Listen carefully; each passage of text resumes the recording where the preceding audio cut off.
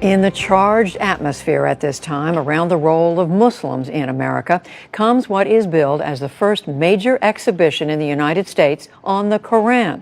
Jeffrey Brown reports.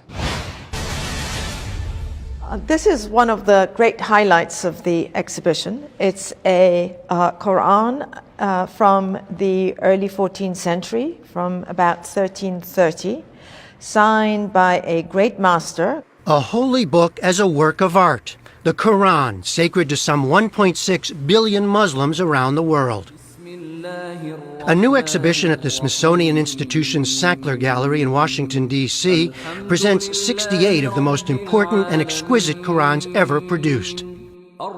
Dating from the late 7th to early 17th centuries, they come from many parts of the Islamic world and are part of the collection of the Museum of Turkish and Islamic Arts in Istanbul. The Qur'an is a divine text, a series of revelations transmitted from the angel Gabriel to the prophet Muhammad between 610 and 632.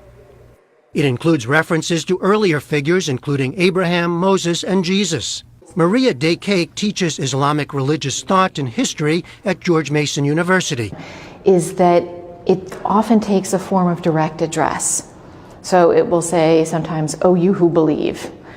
Sometimes it'll address all human beings, "Oh, humankind." It is a series of moral exhortations to virtue. It includes many stories of prophets before the time of Muhammad. It's an attempt to grab the listener or grab the reader, to wake them up, to make them think about their life, about the world around them. Maria Dekake hopes it will shine a different kind of spotlight on Islam and the Qur'an.